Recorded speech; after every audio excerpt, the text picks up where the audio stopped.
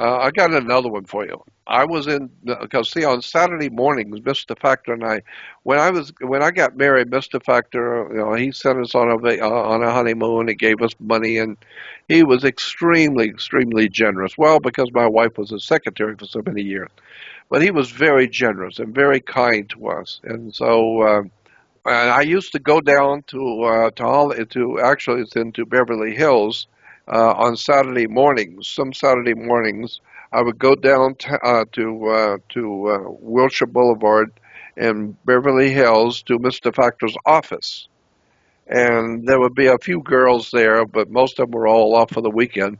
And we'd go out to breakfast, him and I. I'd go down and sit in his office. We'd shoot the shit about the mafia and government and bullshit and all kinds of stuff and religion. And then he and I would go out to breakfast and shoot the shit some more.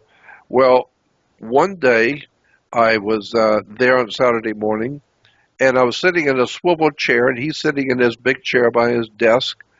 And the one of the girls in the office called him on the little PA system thing and said, "Your monthly visitors are here."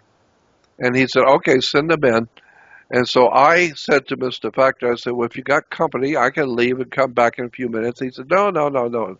They'll only be here for a minute. Just sit tight. I'm going to see them for a moment." And so he opened up the drawer in his desk and pulled out two big, thick envelopes. You don't have to be an astronaut to figure what this is. Big, huge, cushy envelopes.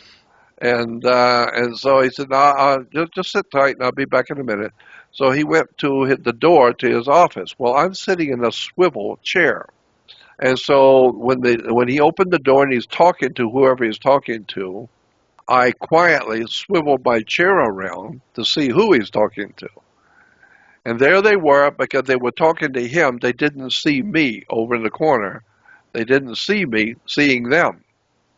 But I saw Mr. Factor handing money to Jesse Jackson and Reverend Brookins. And then I found out later on from Mr. Factor, no, Jesse's been our boy for a long time. He's been on the payroll for many years. And I thought, wow, man, how many blacks who just love Reverend Jesse, Yeah. Reverend Jesse, Wow. taking envelopes from mafiosis. Yeah. It doesn't surprise me, though, Jordan. You tell the story. I mean, it's unbelievable, but I thought to myself, Yeah, par for the course. par for the course. Yep.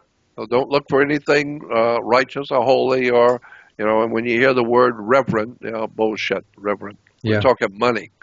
And I said to him, I said, "Was that Jesse Jackson?" "Yeah, that were Jesse and Reverend Brookins." Well, at the time, 67, Jesse Jackson was just an upstart, but the old man was Reverend Brookins, who was a black minister in Los Angeles who was leading the black movement.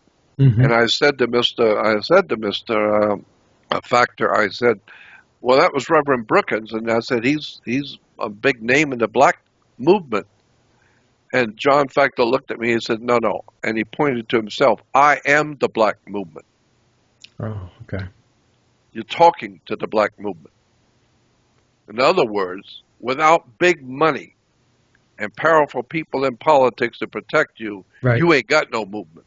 When I say there's a movement, then there's a movement. Right.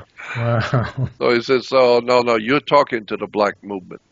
So, Wow. like I said, I could tell you all kinds of stories